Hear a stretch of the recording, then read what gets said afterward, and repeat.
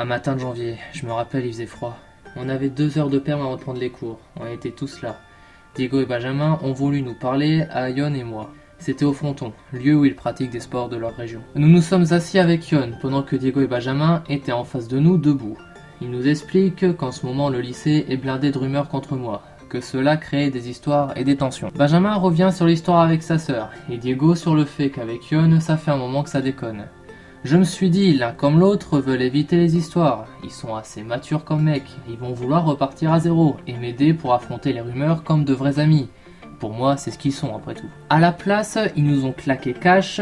Nous sommes arrivés à un stade où vis-à-vis de Elaya, c'est pas respectueux ou sain de traîner avec moi. Et en plus, ça peut poser problème. Quant à Yon, il s'entend mieux avec moi, donc c'est mieux qu'il reste avec moi. Benjamin me dit qu'il est désolé, mais il veut pas se retrouver dans une situation plus compliquée. Il préfère mettre fin à notre amitié.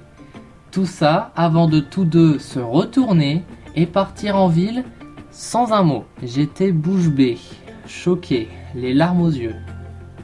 Pourquoi cette réaction? On était amis. Puis sa sœur, c'est lui qui m'a donné son numéro. Il lui a parlé de moi à plusieurs reprises. Et aujourd'hui, elle est avec ce fils de pute de Diego. Oui, ce type est un fils de pute. Je vous ai dit qu'il voulait vincer Yon du groupe.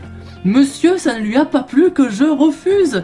Donc il a fait exprès de m'évincer aussi en foutant Benjamin, sa sœur et leurs potes dans sa poche et faisant de moi un harceleur de filles anti-basques. Car oui, j'ai su plus tard que l'année dernière, Diego a pas mal parlé de moi aux potes d'internat de Benjamin.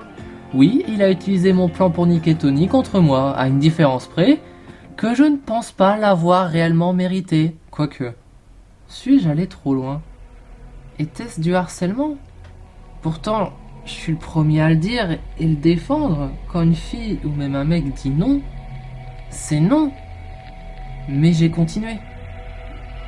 Mes sentiments ont-ils été plus forts que ma morale? Non, je suis pas allé trop loin. J'ai pas envoyé 50 messages tous les jours non plus. Et cette région, c'est ma faute? Oui? Ah non?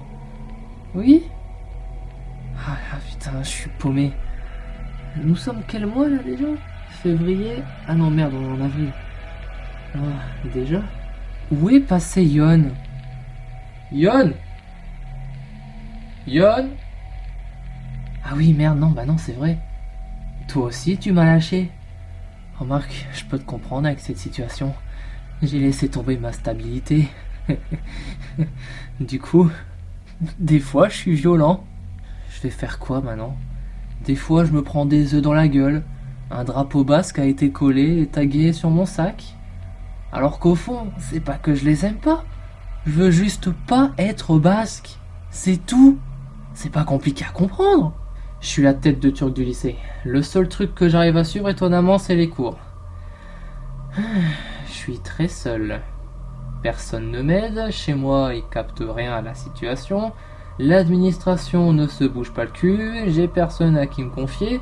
Même pas mon père. À cette époque, je l'ai envoyé chier si fort que j'ai coupé les ponts avec. Oui, pour moi, il avait sa part de responsabilité dans tout ce qui m'arrive en ce moment. La nuit, je dormais plus. Le jour, je savais même plus l'heure ou même parfois la date dans laquelle on était. Et ces deux raclures de Diego et Benjamin qui m'ont lâché, qui se marrent bien là dans leur coin à s'amuser à préparer des projets, peut-être même des sorties, sans moi, alors que j'ai rien fait. C'est juste ce fils de pute de Diego là. Tu vois Diego, tu le voulais ton Benjamin. C'est bon, tu l'as eu, t'es content? Ton pote et sa bande mature où personne ne se fait remarquer. T'as voulu nous virer juste parce que t'as pas eu le dessus sur nous. Sur moi?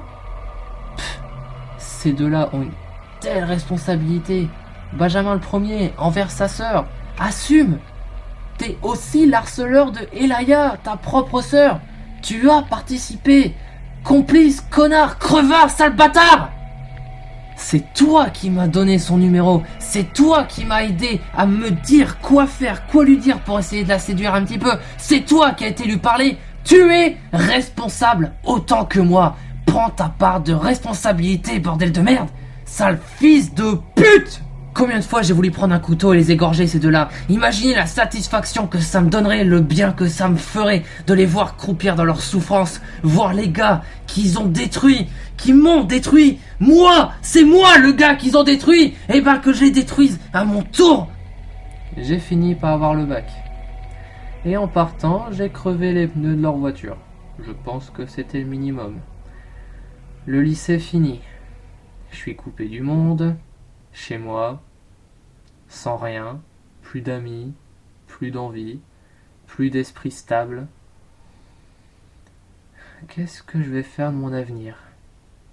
L'asile? La mort? Mourir? Ouais, j'ai plus rien. Même ma famille me comprend pas. Le couteau pour crever leurs pneus fera l'affaire, je pense. Bon, voilà, mon bras est sur le bureau. Je regarde mes veines. J'approche la lame. Allez, courage. Qu'est-ce que c'est que ça? Une notification Facebook. Une demande d'amis? Genre... J'ai plus vraiment l'habitude. Non, j'y crois pas. C'est ce bon vieux Augustin. On s'entendait bien au collège. Il fait partie de la longue liste de gens à qui j'ai pas vraiment dit au revoir. Ouais. Attends une minute, d'après son profil, il vit dans la même ville que mon père. Tu parles d'une coïncidence? Il y a quand même 1 heure entre notre ville d'origine et là où ils sont maintenant. Si seulement je pouvais les revoir, ces gens-là. Bah en fait, c'est possible. Faut juste que je trouve la force de laisser une chance à mon père de se rattraper. Lui laisser une seconde chance. Et moi, revoir mes amis, la région où je me sens bien. Oui, ma mère était triste, mais ce jour de août, quand mon père est venu me récupérer, c'était un nouveau départ pour moi. Une nouvelle vie loin de toute cette merde vécue, cette haine, ce rejet. Voilà mon histoire. Capucine, toujours dans mes bras, resta sans voix. Un silence pesant régnait dans la chambre. Elle se détache de moi, mon cœur bat. Ça y est, je l'ai effrayée, elle va s'enfuir. Eh ben non. Au final, elle me serra de toutes ses forces dans ses bras, sans un mot, juste un silence extrêmement réconfortant.